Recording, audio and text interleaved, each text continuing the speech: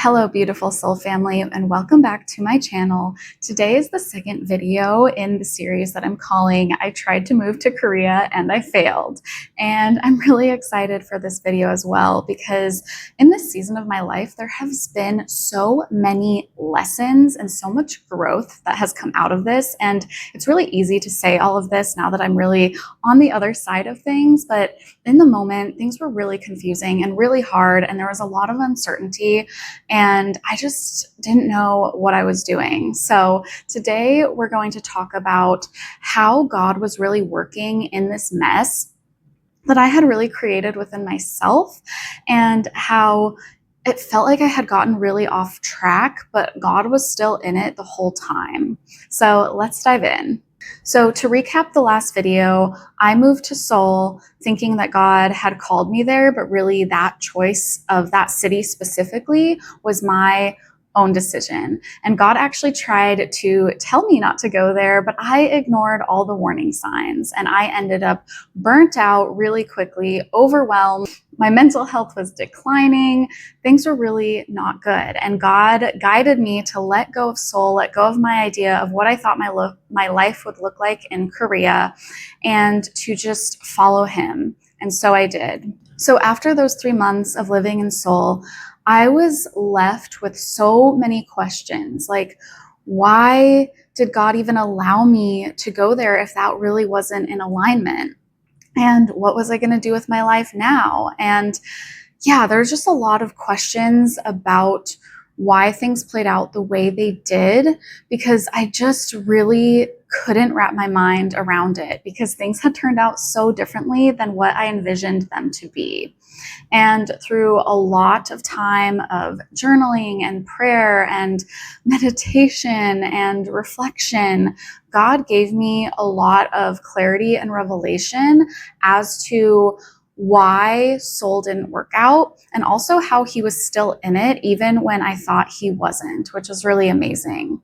And I want to share all of this because I think it's really important if you are in a situation where you have kind of fallen away from God's path for your life, or you didn't even really know that you made a mistake or made the wrong choice that wasn't in alignment with God, and you're feeling that confusion on what to do next, whether you're still in that season or out of that season.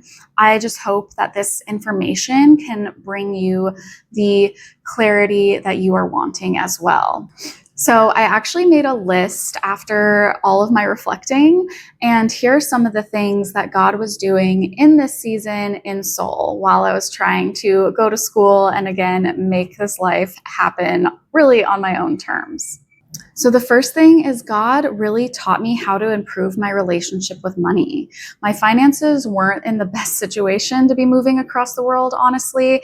And for years, I've struggled with budgeting and tracking my spending and have gone in these really toxic cycles of getting into a bunch of debt and then paying it all off, and then working really hard and saving a bunch of money again and then going to travel or moving or whatever it is, and then losing all the money again.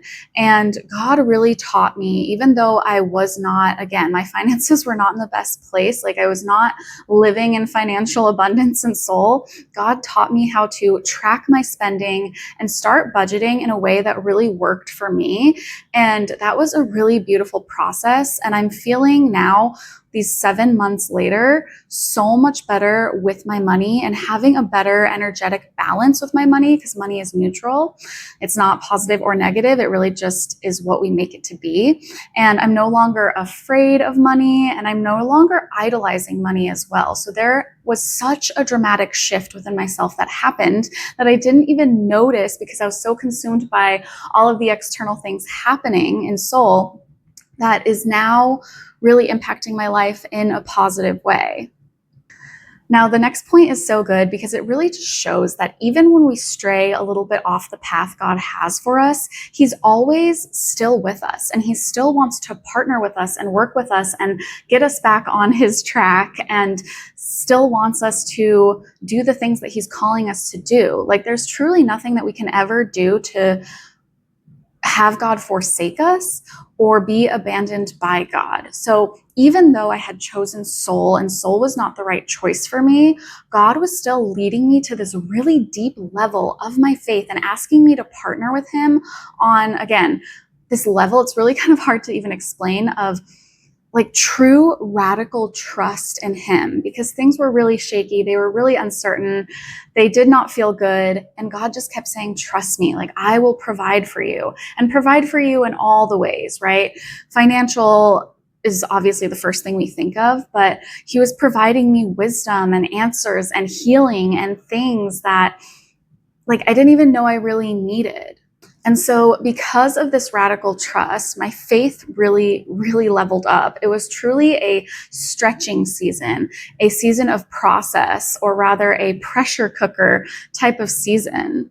And looking back, I didn't realize this, but I had to go through this season of really intense pressure in order to let go a lot of my old habits and mindsets and ways of thinking, to level up, to evolve into the person that God has always destined me to be. And of course, there's different levels to our healing and personal growth or whatever, but what I saw as a failure of not being able to make it in soul was actually the perfect situation for God to work in me, like in my heart and my mind, to bring me to a new place with him and with myself. And on a more tangible note, I also walked away with a solid plan for learning Korean and studying Korean. And that was a really, really awesome thing to have, because up until that point, I had been doing self-study and it was really hard to stay consistent. And so I've been able to continue my studies, to continue to actually improve my Korean, even though I haven't been in school. And that was a really exciting thing to take away from this process. And the fourth and final takeaway that God really showed me was that this season in soul showed me what kind of person I am and what kind of person I'm not. And I walked away realizing I am really not a city person in terms of staying or living in a city long term. I love the city. I love playing in the city, traveling in cities. Like, cities are amazing, but I'm more of a mountain girl. I'm happiest in a small town in the mountains. And while that's not really a feasible sort of lifestyle in Korea, if I were to continue to go to school or work or whatever, it is kind of like that future desire that I have to kind of live my life someday. And so that was a really good lesson to learn, even though it really sucked in the moment. So even though I made the mistake of choosing a city that wasn't really in alignment with who I am as a person or with God's plan, God still used that situation to, like I said earlier, really bring certain things out of me, help me leave certain things behind, and continue to become the best version of myself. And it was all for my benefit. And that's what's really amazing. And there's that Bible verse, I'll put it on the screen here, but it's like, God works together for the good of those who love him and are called according to his purpose. And so if you feel like you messed up so badly, like that you can't go back to what God is calling you to do, or you messed up God's plan, just know that even when I had technically messed up, God was still working in it. And he was working in it for his own glory, yes, but also for my own benefit. Like I said, he does not abandon us. He is still always pursuing us, still always trying to guide us if our hearts are open and willing to listen to him. And my heart was open.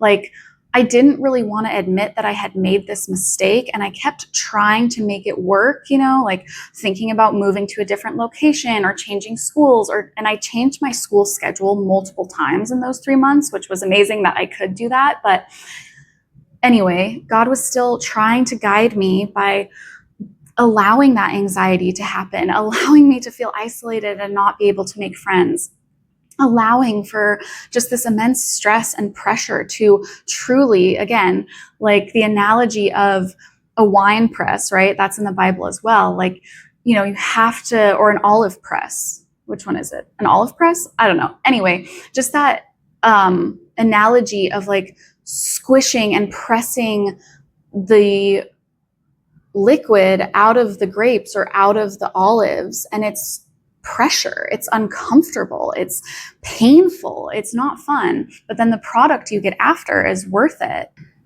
So to summarize everything up, looking back on this season, I also had to remember that God is still in control. He knew that I was going to make that choice before I made it. And so he was working in it for my benefit, for his glory, to teach me things, to, again, help me become the better version of myself. And so it wasn't really a mistake. I didn't mess everything up.